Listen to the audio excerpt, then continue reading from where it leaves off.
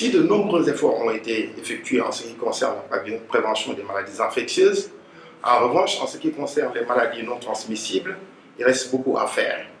Ces infections sont responsables pratiquement des 2 tiers des décès à l'âge adulte et actuellement, il est démontré que la plupart d'entre elles est programmée au cours de la période périnatale, c'est-à-dire de façon précoce.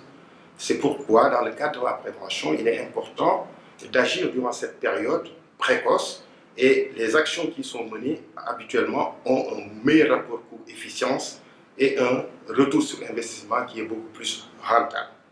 C'est pourquoi, dans l'approche de la prévention, nous avons tenu compte du cycle de vie, en commençant par la grossesse, la période néonatale et surtout les 2 premières années de la vie, et cette période constitue les 1000 premiers jours. Sans oublier l'âge scolaire qui est important, où les habitudes commencent à changer, et à l'adolescence. En ce qui concerne la période périnatale, surtout au cours de la grossesse, il est important d'insister sur les facteurs qui expliquent surtout le retard de croissance intra-utérin ou bien le gros poids de naissance.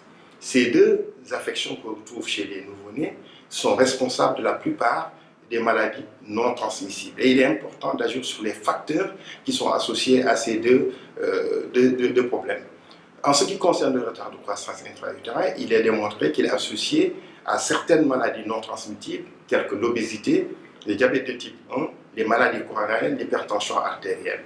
Il existe des facteurs qui expliquent ce retard de croissance intra-utérin, qui sont des facteurs toxiques, des facteurs qui sont liés à l'évolution de la grossesse telle que la prééclampsie, mais surtout des facteurs nutritionnels tels que les carences en protéines, la malnutrition protéique maternelle, d'où la nécessité de beaucoup insister sur une nutrition optimale de la femme enceinte au cours de la grossesse pour éviter qu'il y ait la survenue de ces retards de croissance intra-utérin.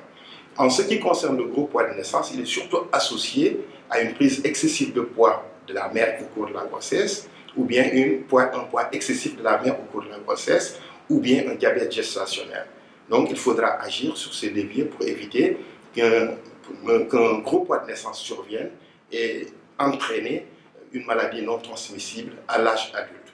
En ce qui concerne la période néonatale, il existe des populations à risque, surtout les populations qui sont nées avec un retard de croissance intra-utérin, qui, s'ils ont un rattrapage pondéral trop rapide, vont avoir une obésité ou bien un diabète de type 2. C'est pourquoi il est important d'insister sur la qualité de l'alimentation, certes, mais éviter qu'il y ait une prise de poids excessive au cours de cette période néonatale.